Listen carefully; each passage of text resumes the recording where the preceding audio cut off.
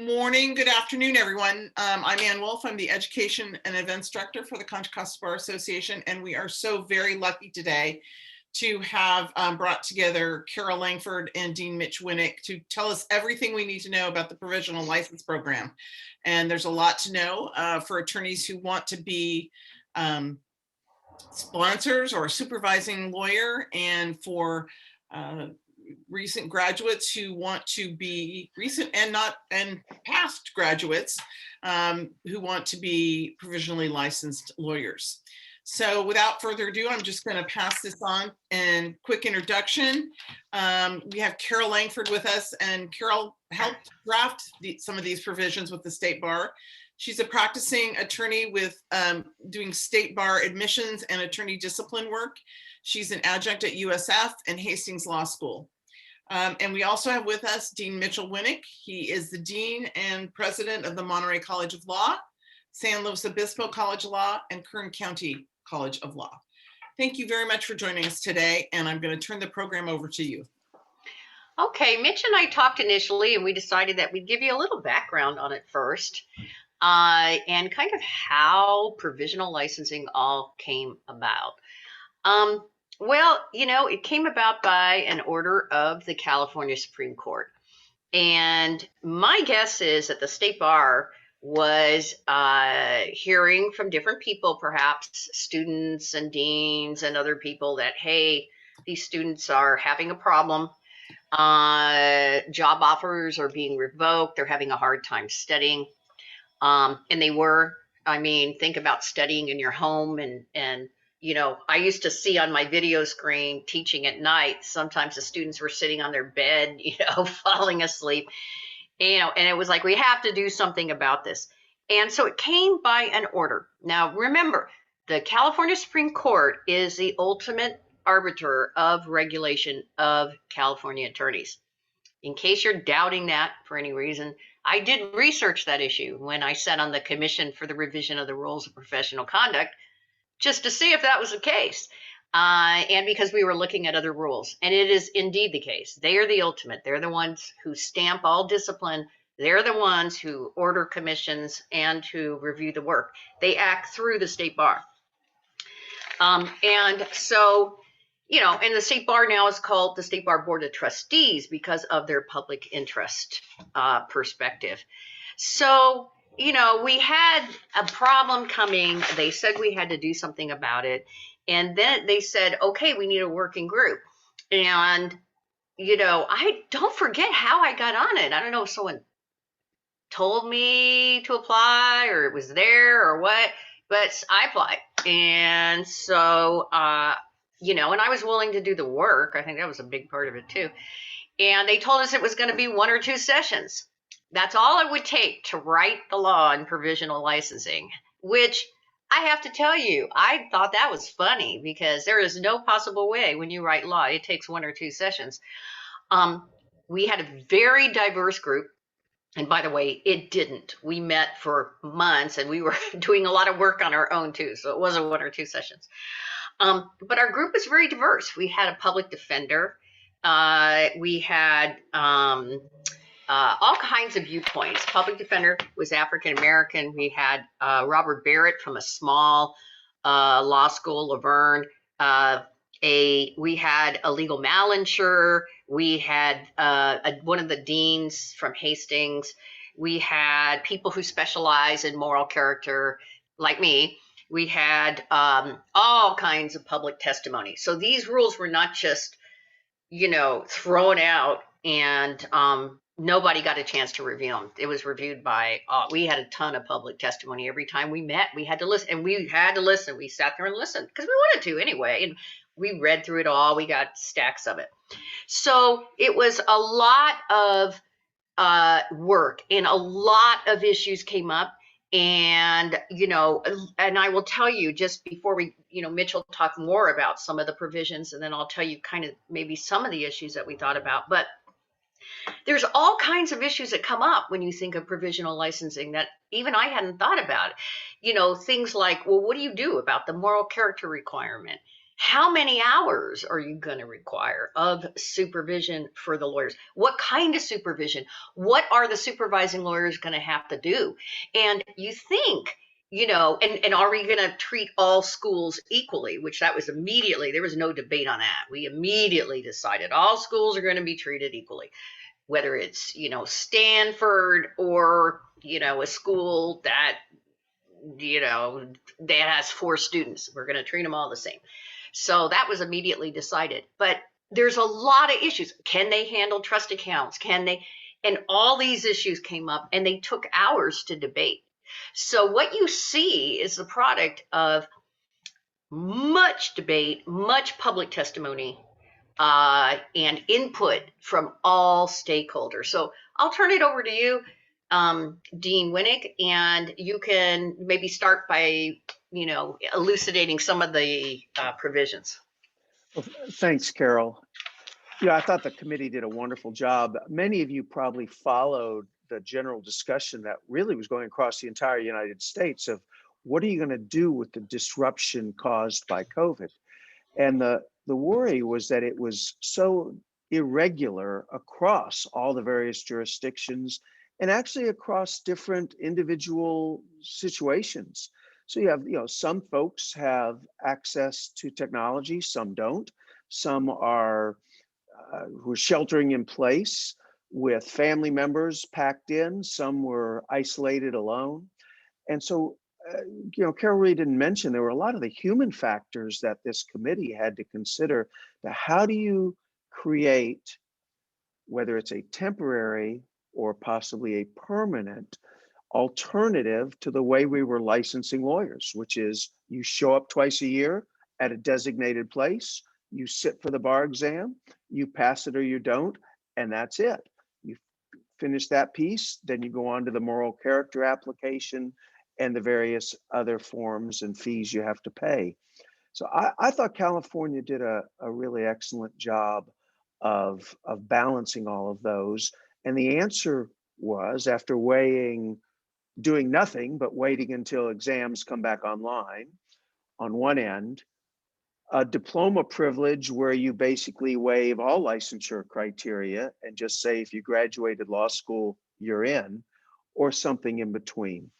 And the provisional licensing program, along with moving the bar exam online, rescheduling it, moving it online, I thought provided the greatest flexibility for lawyers to make that choice, or for applicants to make that choice. And so what you saw briefly, and first of all, let me point out over in the chat, if you haven't opened it up, over in the chat are links to all the details. So there's one place to find everything. The State Bar of California has a homepage for the provisional licensing. You can go there, and these other forms you will find there as well. So I'm not going to reread all of the details for you. I have shown you where you can find them. As Carol mentioned, there's 2 orders actually that the Supreme Court issued. One was in October, which created the original provisional licensure program. And you will see under that link that it did the following, and I'll just hit the highlights for you. What it basically did is picked a period of time, which was between December 1st, 2019 and December 31st, 2020. So that was the impacted time frame. And what the court said that is if you graduated law school in that time frame, again, December 1st, 2019 through the December 31st, 2020, that you would be able to initiate practice as a provisionally licensed lawyer without sitting for the bar exam. Just that simple. It's a fairly extraordinary step, but it's only for that very limited time frame. And then the court gave itself the right to expand that time frame if it thinks it needs to. So that was the first step. And then the question was how long? The court said you'd be able to practice as a provisional licensee for 2 years under that program. And then the question was, well, how do you know they're doing the right thing? They haven't passed the bar exam. And the committee added that you must be supervised. Excuse me.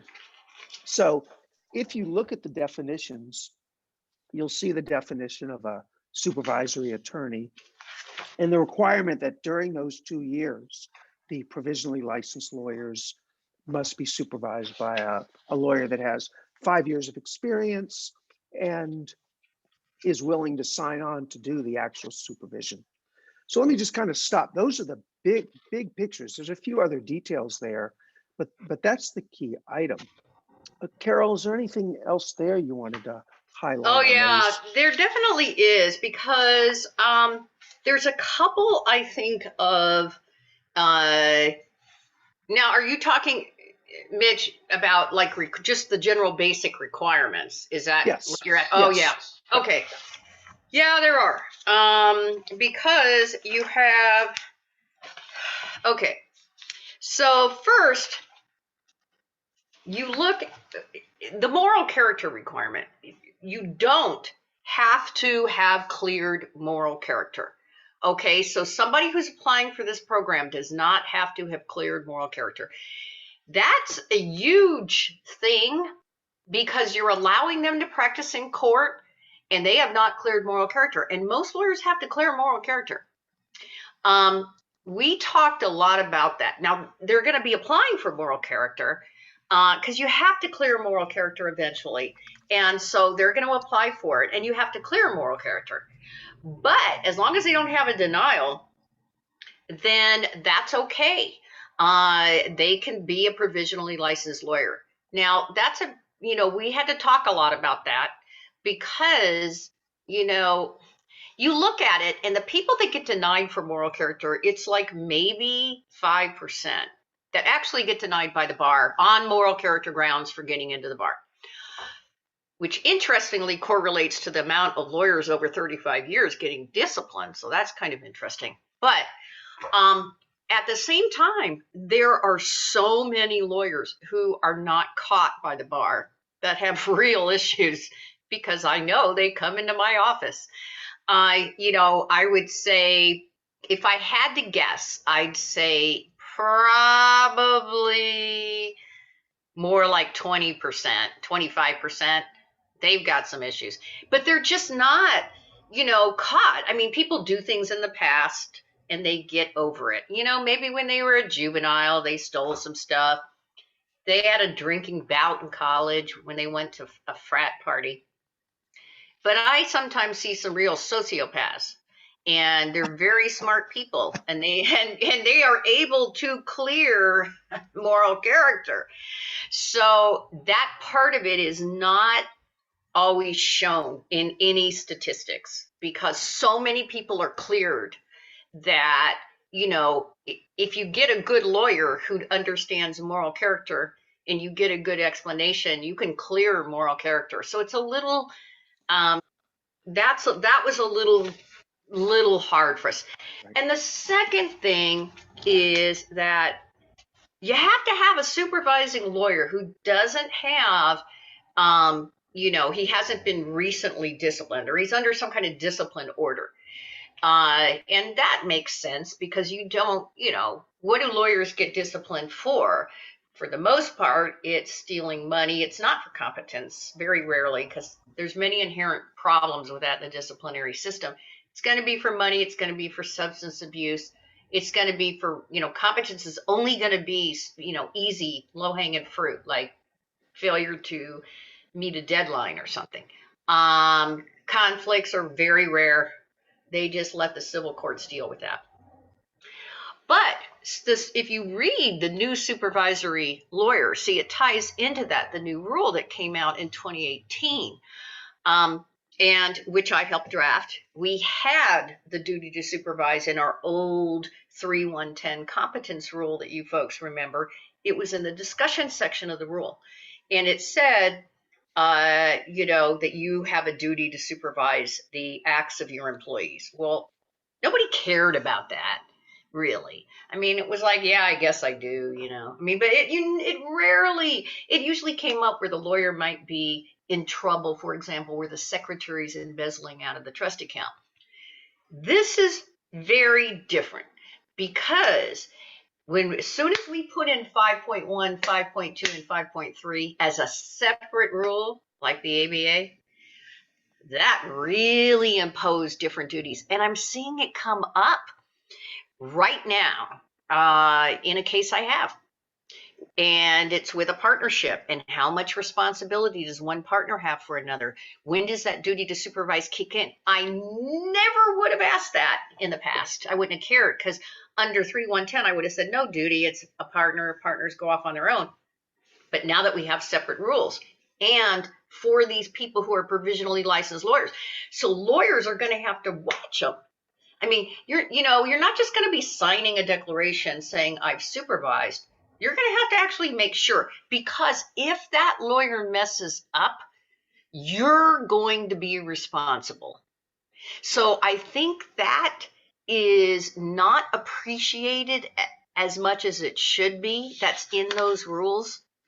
It's going to be very hard for you to say, well, that lawyer acted on their own. You're supposed to be watching them, and you're supposed to be able, under the rules, to step in and take over the cases. So, that part of it, I mean, I think you're going to get lawyers who are highly motivated who are applying for the program. There's about 1,000 plus applying. I just checked. So you're going to get a lot of lawyers, and they're going to, be, wanting to work hard and wanting to be in their jobs. So I don't think you're going to get a lot of bad people stumbling, but they're going to have to be highly watched if you want your license to be okay.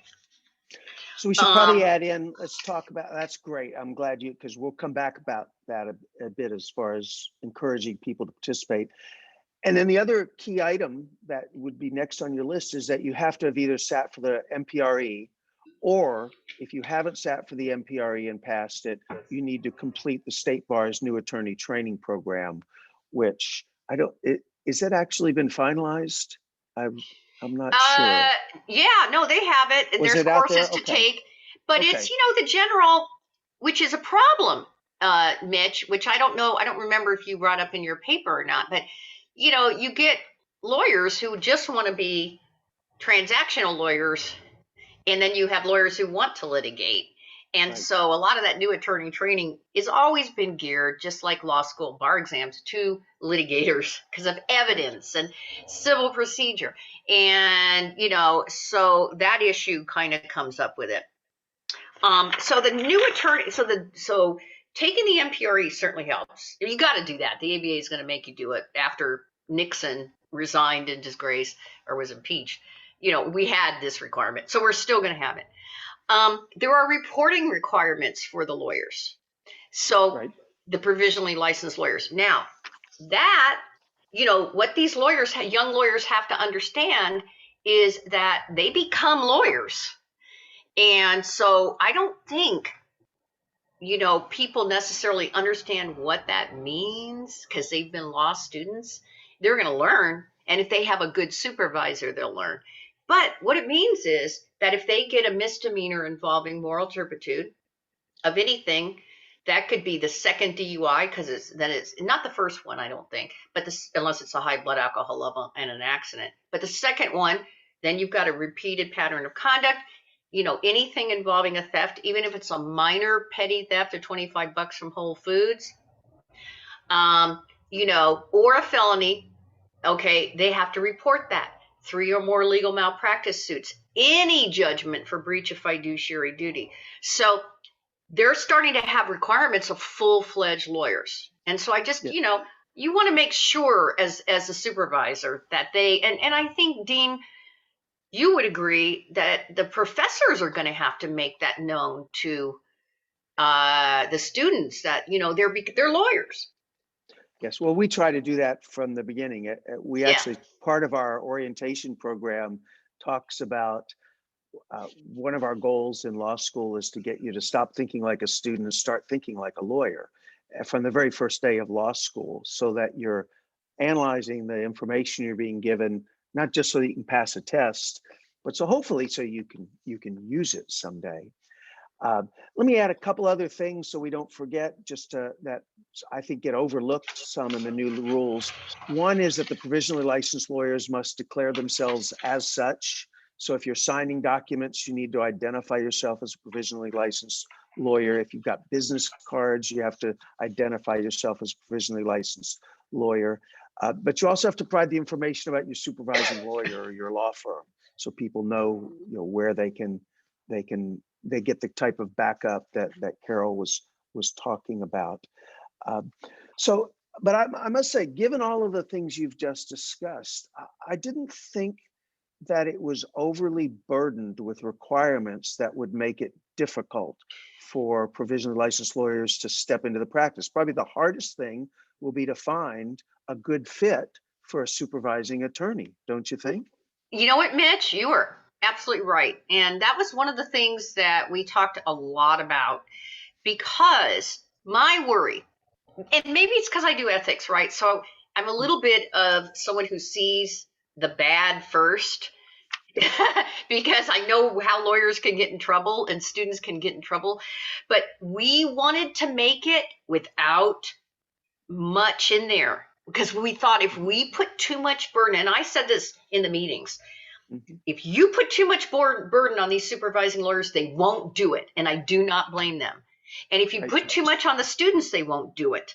So you have to let it be open, for God's sake. First year practicing lawyers are open.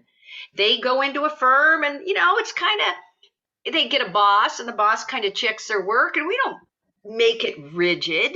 So it has to be open.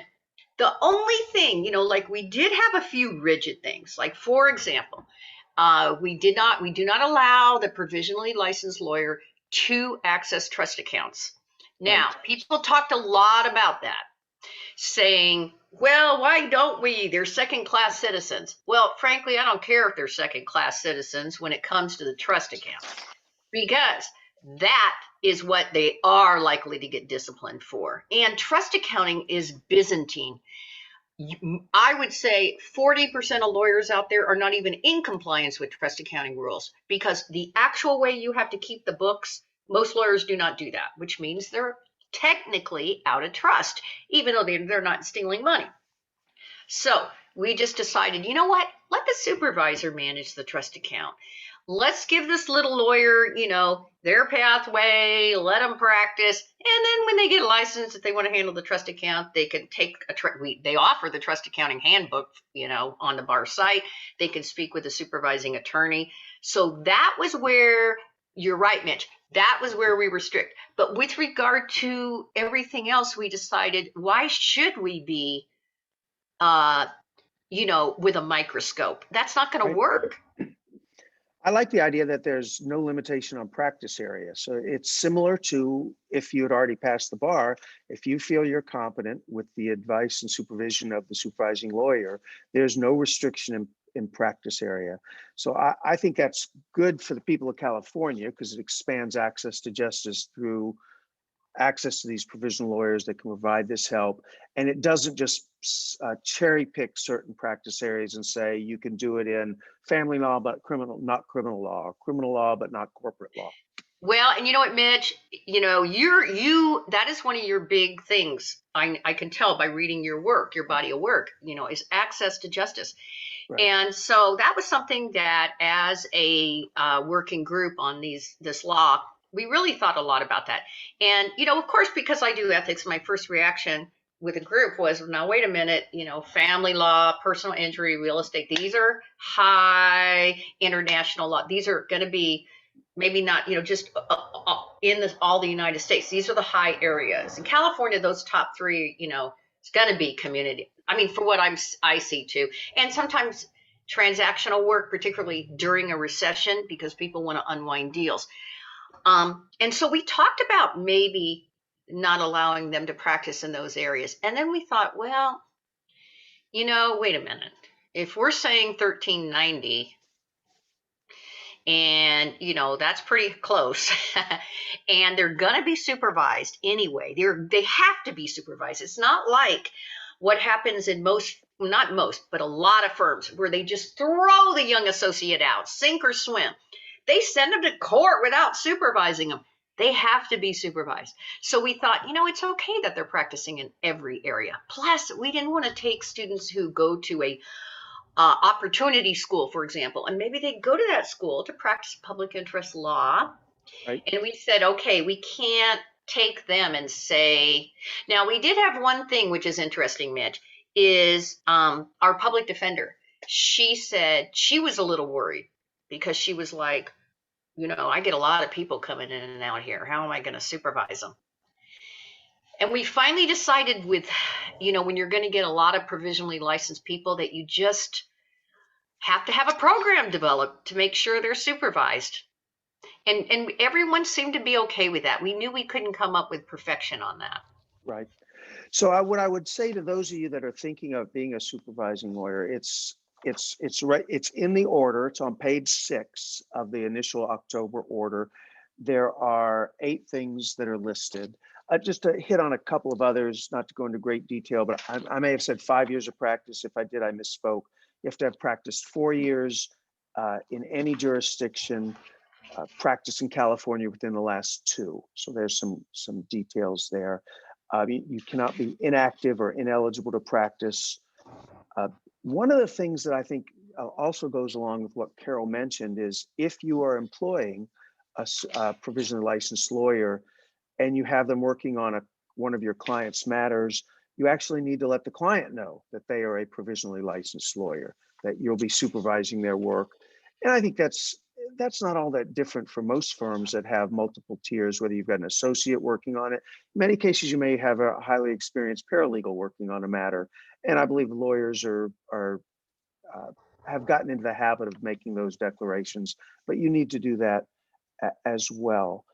And then if for any reason that you've terminated the relationship with them, you have to notify the state bar. So I've kind of hit the highlights on that of your requirements of a supervising attorney. And just a couple of things. You hit on something when you talked about disclosing their status. We did talk a lot about that because the question was, do we do it like conflicts, which is informed written consent, or do we do it, so the client knows this is a provisionally licensed lawyer, here's the benefits and burdens. Oh, come on. You do that, no one wants to sign it. So we said, okay, let's just do a disclosure. Now, I would advise that all you attorneys that want to employ the provisionally licensed, and by the way, why wouldn't you? Sometimes they'll work for free. And if they don't, and you pay them good, because they do need money, but it's just a disclosure requirement. And so, a lot of people are looking for work and looking for supervising attorneys to do it. So you don't have to get the informed consent of the client, but you do have to disclose. Clients should know. That way, if they're okay up front. And the second thing is, they have to do a certain number of hours. And oh my God in heaven, folks, if I showed you the chart that we sent in, because we spoke and debated for days on how many hours that the supervision should be, it's like 300.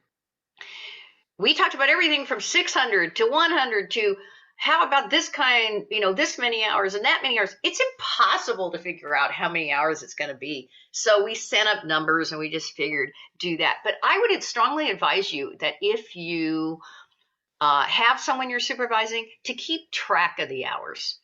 Because that way, if you're ever questioned as a supervisor, just like you keep track of your billing, it doesn't have to be perfect, but just say, sat down and reviewed over complaint drafted by, PLL Jones, if you have 2 of them, or Jones versus Smith, and you put the, just some of the amount of time and, that it took them to do, and they keep track of their hours. Everybody has to keep track of their hours. So just know that is, it doesn't have to be perfect, but it has to be some tracking. And a lot of people, I will tell you this right now, especially young people, they are bad at that because they figure, oh, so what? I've been here for 3, it's not younger people. Sometimes they think it's okay if they do good enough, and it's not going to be okay. They're going to have to show their hours. And they are doing them, but they're going to have to track them to prove it. So just make sure that if you're working with them, that they're tracking and you're tracking. Now, Carol, I'm going to take up the defense of some of the young lawyers just for a moment. I was involved in a law firm. I love young lawyers. I was involved in a law firm. We had over 300 lawyers, and I can guarantee you the worst offenders of getting timesheets in a timely fashion were our senior partners, I not our believe most it. junior partners. I believe that, Mitch. Okay. So I think actually our associates and young lawyers are far more compliant in the rules than our more senior ones. But let's transition just a bit, and then let me remind everyone you can chat a question for us. We'll take them as we go if you'd like. Happy to do if something we haven't gone into enough detail on. There's really two pieces, and you've actually touched base on a couple of the items.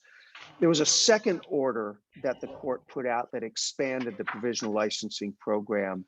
The first one is just for those who have never sat for the bar exam.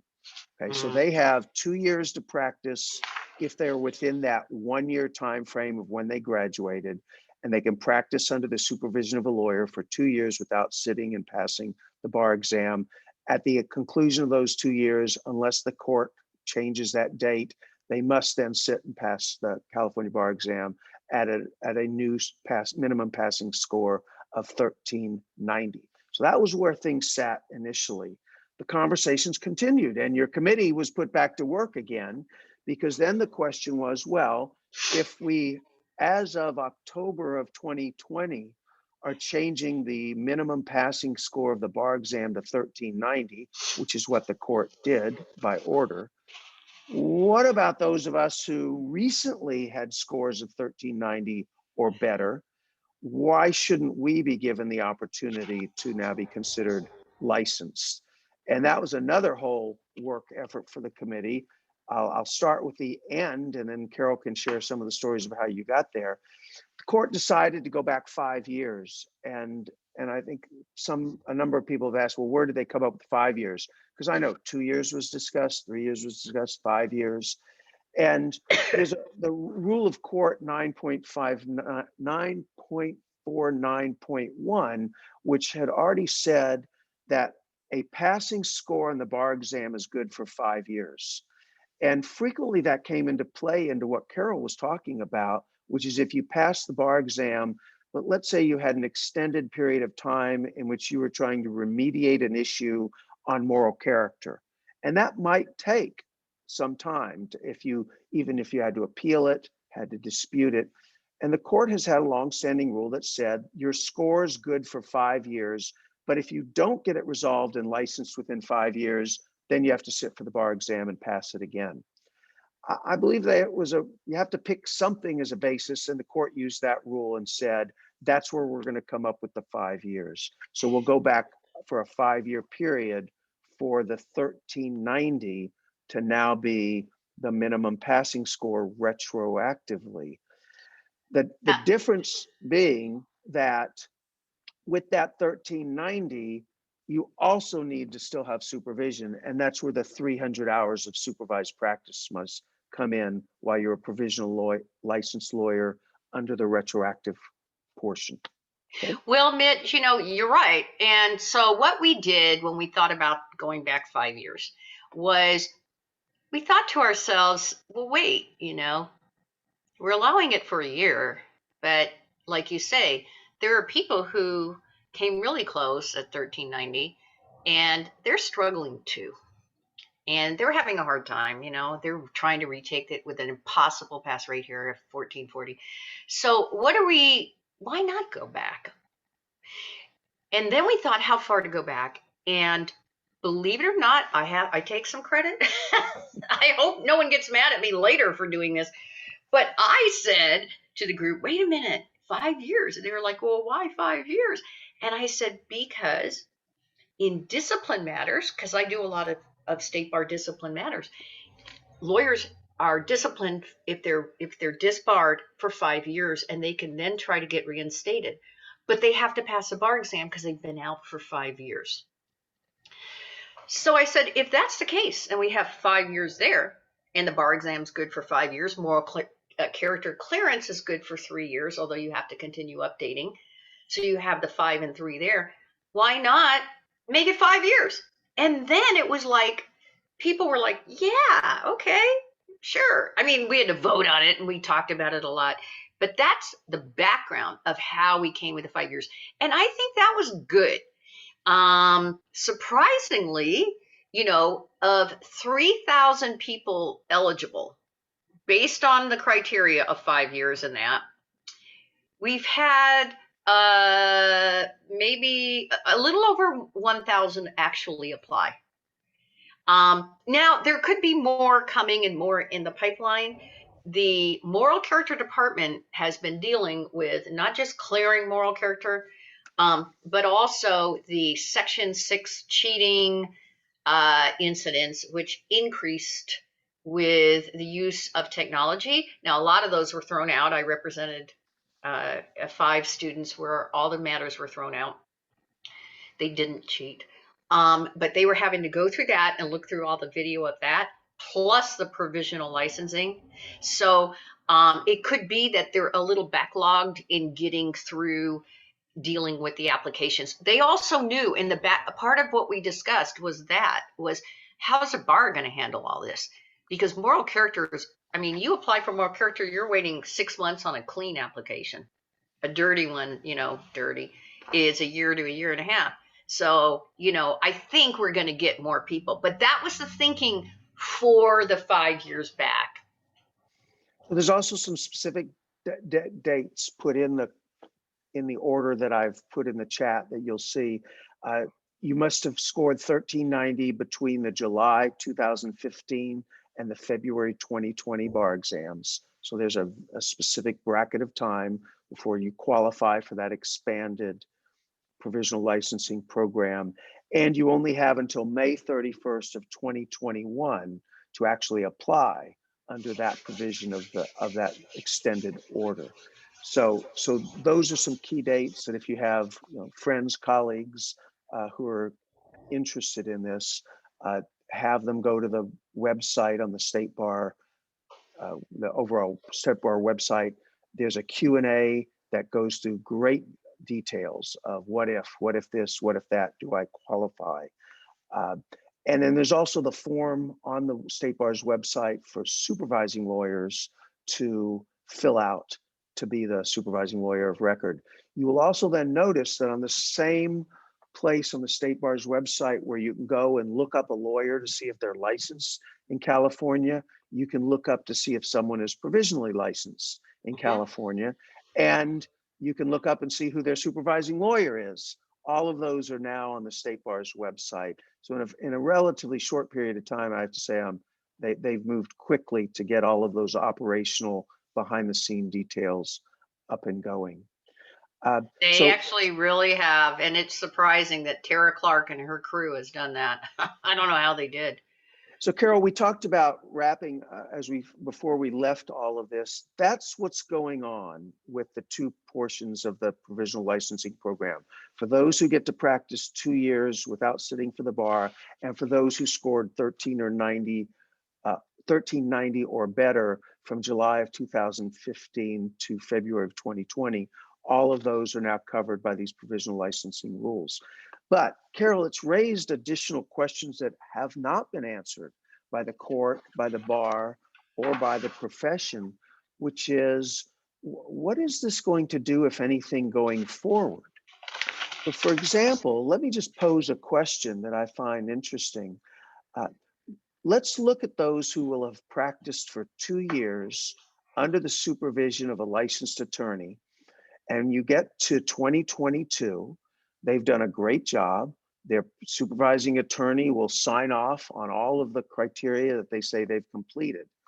But the rule currently says that after 2 years of successful practice of law, that individual now needs to sit for an exam that supposedly is for the purpose of measuring the minimum competence for the first year practice of law. So I would pose, what are we accomplishing at that point in time of having someone who's been practicing law for 2 years to now be required to go back, first of all, take off work to study, pay $1,000 in fees and expenses, and sit for an exam that is merely to test what we've already confirmed they can do? So Okay, I I'm lead not, all of that up. I'm confused by what you're asking, because Sure. on the pathway part, they're not taking Yeah. the bar On exam. if they've never sat for the bar, they have to take it within the 2 years, right? For that Okay. one. But so the question is, why make them sit for that exam at the end of 2 years? Why not just allow them to be licensed by what we would call in the British system articling? They've articled for 2 years. Well, that becomes a question of whether we should have the bar exam. And what we're doing now is we didn't want to throw the baby out with the bathwater at this point without enough data on it. So what's going to happen is we have the California Supreme Court, seeing that they need to really examine this, is going to form a blue ribbon commission. And in fact, I just had some I just sent an email about that. And they are going to, it's going to be basically psychometric type of evaluation. But my comment was, you need to have somebody from discipline from the bar, and you need to have somebody from a legal malpractice carrier also, that understands how issues come up. And they're going to have, it's going to be a little different than the provisional licensing group. The provisional licensing group was all practice areas, people from the bar, moral character, people from, all areas, deans, it was all kinds of people. And this is going to be more people of the Kappa group. The Kappa group did, talked about testing and different bar testing. People from the Committee of Bar Examiners, Council on Access and Fairness, because the big issue there is, why do we have pass rates that tend to be lower for people who are tend to be underrepresented racially in the bar? And so they're going to try to figure that out. Law school deans or faculty, judges, California Department of Consumer Affairs, current State Bar Board of Trustees.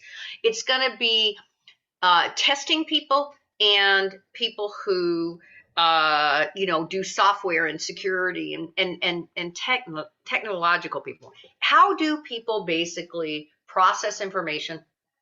How do they, so that they can try to get rid of disparities in the way people are passing the bar?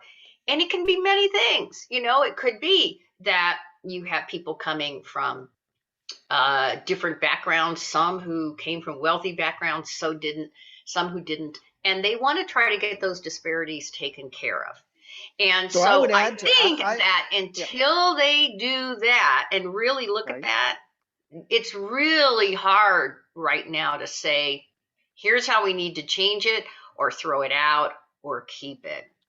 So I would say I would posit that it's not an either or. So I'm in favor of all the things you've just described, and I hope we do some detailed studies. Those type of studies have been woefully absent in the history of the California bar exam of validating those issues. So I'm thrilled that we're going to get those things done. But I question, where's the risk of also being a little more open-minded and consider a dual pathway? I could envision a day, so you graduate law school, you're ready to practice, boom, you sit for the bar, you take whatever the revised bar is that you've described, and you're eligible to practice right away. Why not continue on? Or if you don't wish to do it that way, you elect to become a provisionally licensed lawyer, you practice under careful scrutiny and supervision for 2 years. And at the end of those 2 years, you're licensed to practice law if your lawyer has signed off on you being qualified for the practice of law. So those who want to practice immediately, sit for the exam and get it. Those who want to apprentice in, essentially, can go that direction. I think because it's the law of unintended consequences. And I think that until we really know how this is all going to work, the public protection has to be the foremost. I mean, opportunity, that's up there, right? It's like a triangle, right? And you have opportunity, you have serving the needs of a diverse California. But at the very top, You have public protection. And who's going to bear the brunt? It's going to be the state bar, if something goes wrong. And I think what they want to do is say, wait a minute, before we completely eliminate a bar exam, or continue the program. See, they could easily say, let's continue it on a little while longer as this Blue Ribbon Commission goes on. I think we need to think of alternatives, which is what they're going to do. For example, I can envision an exam because I think there should be some type of testing measure. I mean, over the years, my exam papers have gotten way worse. And I've taught at John F. Kennedy, which is California accredited, and I've taught at UC Berkeley. I've taught at all different kinds of schools, okay? The writing is really gone downhill, the analysis, everything. And so I think that there has to be a measure of testing that says, one, are you going to be a litigator or a non-litigator? Now, you could do an individual bar exam. You want to practice in workers' comp, you take that bar exam. There's so many different approaches. But the problem is, once you give someone a license, you give them access to a trust account, and you give them the ability to practice in any area of law. And I think that's also a concern. And the second concern that I see that has never been looked at by any paper I've seen, even yours, Mitch, and Mitch did a great paper very recently on statistics with the bar. It was very interesting. But nobody has really looked at malpractice statistics. And the issue we're talking about is competence, because substance abuse, mental health, and embezzlement of funds, that's going to be taken care of by the bar. The bar is not going to see competence because it's duty, breach, proximate cause damages. It's really a civil thing. It costs money to put experts on at the bar on what is competence, and they would rather sit back and let the civil courts do it. Back even in 1992, something like $4 billion was spent on legal malpractice and $100 million on discipline. So the disparity where you're going to see competence is going to be in legal malpractice statistics. And that I have not seen in any paper really looked at. Competence, comparison of where the people went to school with their bar exam, that kind of thing. I did see a paper in 2019 showing some small correlation between law school and where you went and discipline. But discipline is only 5% of attorneys to 7%. I don't want to pick on it, but that was a deeply flawed, very summary paper that I don't think any statistician would defend. But I agree with you. I think those things are important. And the ABA does collect some very nominal data. We used it in our paper. We actually, part of the study you referenced that Access Lex funded was to research to find if there exists any cache of the data you've described. The bar associations don't even capture it.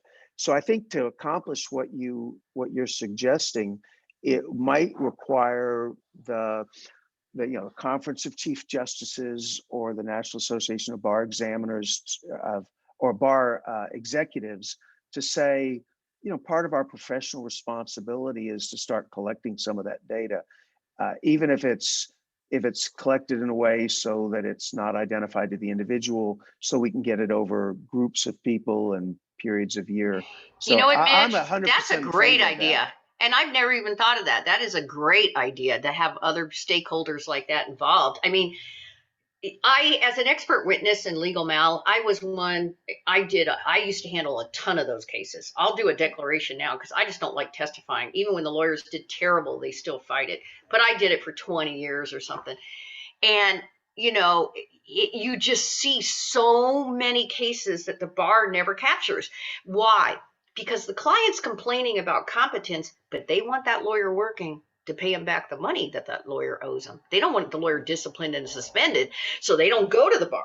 You get a lot of settlements. You get a lot of, the bar says, well, keep going in court and then write us when the case is over, because the bar financially, they can't do it. They're not bad. They just can't handle it. So until we have, like lawyers could report, maybe, my name is, because anyone can make a legal malpractice case. That doesn't mean it's right? They have to prove the elements. But I have this legal mal against me. They could then report a settlement. The problem is settlements are often done, you know, confidentially, but I don't think they could get around a bar rule. And they're done, a lot of times lawyers will tell you just to get rid of the case, which can be true. But I've also Right. seen terrible ones where the jury can't find for the client because of so many problems inherent in legal mal. And that, to me, Mitch, that's what your next paper should be, I think, because Mitch is very good at this. Mitch really knows this stuff, is, you know, legal mal incompetence, because that's going to be where lawyers are truly disciplined. So we have one question I want to hit because I show we've got 4 minutes left in the hour, and Belinda McCauley asked, how can bar associations help with this? And my guess is some of you may be members of a variety of local bars, and I'm a big, you've hit the nail right on the head. I think it's going to be really hard for provisionally licensed lawyers, some of them, to find sponsoring attorneys. And so I would highly encourage the local bar associations. I know our law school is going to do it. My guess is most law schools will do it. And what they'll do is set up basically a job board, I mean, for an old term, but they'll job listings, lawyers who are looking for provisionally licensed lawyers that are looking for positions. I think that if nothing more than that is done at the local bar association, you'll be able to pick up most of those who need to be provisionally licensed. For those, if you're on the call and you are provisionally licensed and you're worried about how to find it, your local bar is not putting that type of a job match together, go back to your law school if it's a California law school, and ask them if they're coordinating provisionally licensed lawyers as far as a match. A lot of the work does not have to be specific to geography. You could be doing legal research, you could be doing document drafting. You know, the supervising lawyer could be in Los Angeles, you could be in San Francisco. As long as the core product is being supervised, as Carol outlined, I believe you've got a lot of flexibility in that. I also would contact any of the legal service associations, CRLA, Legal Services for Seniors, all of those that are in your community. I would anticipate that they will be looking for positions with provisionally licensed lawyers as well, because it's good, high quality help. Okay. Yeah, and you can get, like, the state bar, I think on their website somewhere I saw, hey, if you want to provisionally, you know, supervise a provisionally licensed lawyer, tell us. So Tara Clark is in charge of moral character, and she's great, by the way. And if you wrote a letter to her, hey, I'm willing to take somebody, send my name out, you know, sometimes things happen like that. Like the bar will, hey, I just got a letter, you know, Laura McGee is willing to supervise. And, you know, so and give her a call. You could do that too. And Anne, people can call you, right? Well, you know, we've gotten a lot of people who want to be provisionally licensed attorneys contacting us. And this is one of the reasons for this program, is to hopefully get some attorneys who want to be supervising attorneys to step up and contact us. We're probably, what's going to happen is we'll have a list of people who are interested in being provisionally licensed attorneys. And if someone calls us and says, I want to sponsor someone, we'll just send them the list. And people can go from there. So I encourage anyone on the call, as I have been previously, if you want to be a provisionally licensed attorney or lawyer, PLLs, we got to get the lawyer back into that phrase. Please make sure that you qualify by going to the State Bar website and taking all that information, the application, all of that. Make sure that you're qualified, and then please pass that. Then be in touch, and we will be happy to connect you with attorneys who want to be supervising attorneys. And a quick before you do it, just so, because I know you're about to sign us off. Maureen Roberts asked us a question, and Maureen, the answer is yes. Now you can go on, Anne. I wasn't going to sign you off. I know there are some other questions, so I just wanted to, it was a perfect time for me to interject. Is there anything else? I mean, I think you guys are right about how sometimes it's going to be very organic and happen that way. And I think the bar associations then can also have a structure. I know I see Steve Derby in the chat. Thank you, Steve. Suggested some sort of mentoring, speed dating program.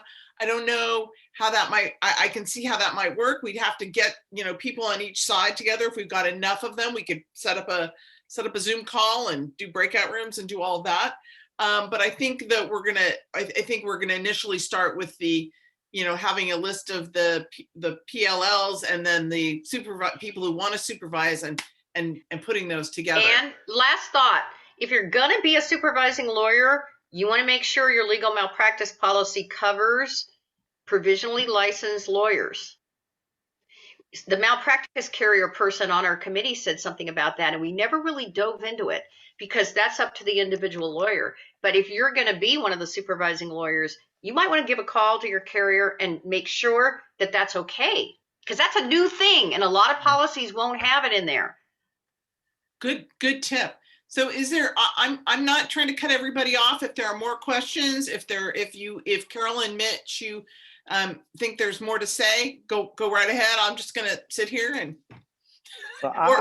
They can also contact me offline, like email me, anybody here, or give me a call at my office. I have an office in Benicia, California. And I'm available online. You'll see my name. You can call me and ask me about the program or questions you might have. Okay. I'll offer the same thing, Monterey College of Law, montereylaw.edu. My phone number, emails there. I'm happy to field any questions that you have. So I'm glad to do it. And Maureen, Maureen's question just for the recording was, what happens if you took the October exam but did not score 1390? Do you can you apply for provisional and need to retake in 2 years? Yes. And The answer is yes. Yeah. You're not disqualified just because you scored under 1390 if you're within the 1 year bracket of graduates who qualify for the provisional licensing program. So you'll have 2 years that you can practice. Within the 2 years or before the end of it, you will need to take and pass the bar at 1390 to then become permanently licensed. Again, we wanted to make this real open. Yeah. All right, everybody, I've got to go make some money here.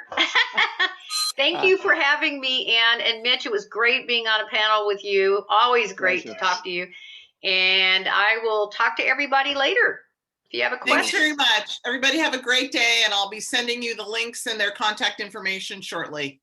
Thank you. Bye-bye. Appreciate the opportunity. Carol, really appreciate it. Bye. Bye-bye.